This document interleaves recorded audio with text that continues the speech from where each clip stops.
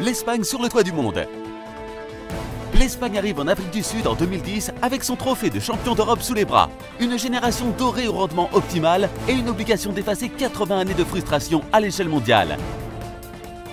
Sur le papier, avec ses cadres, Iker Casillas, Carles Puyol, Andrés Iniesta, Javier Hernández, Cesc Fabregas et David Villa. Les Espagnols espèrent passer la première phase en marchant, mais la défaite devant la Suisse lors du premier match est une douche froide pour les protégés de Vicente Del Bosque. Les Espagnols se reprennent rapidement, avec 2 succès face au Honduras et au Chili. En phase finale, la Roja montre son meilleur visage et fait du 1-0 son score de prédilection.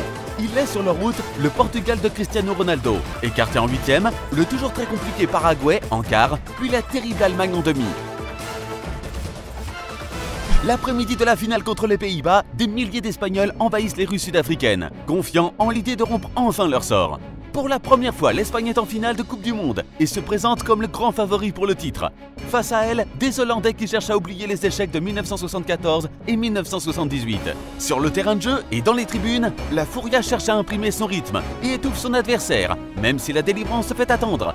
Le but de la consécration survient après un 0-0 menteur lors des 90 minutes réglementaires pendant la prolongation des pieds d'Andrés Iniesta. C'est la folie!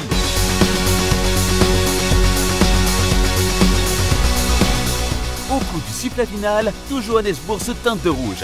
À des milliers de kilomètres, la foule envahit les points chauds des villes espagnoles pour fêter le titre. La Plaza d'España à Barcelone et la Plaza Cibeles à Madrid s'unissent comme jamais sous un seul cri, celui de Campeón.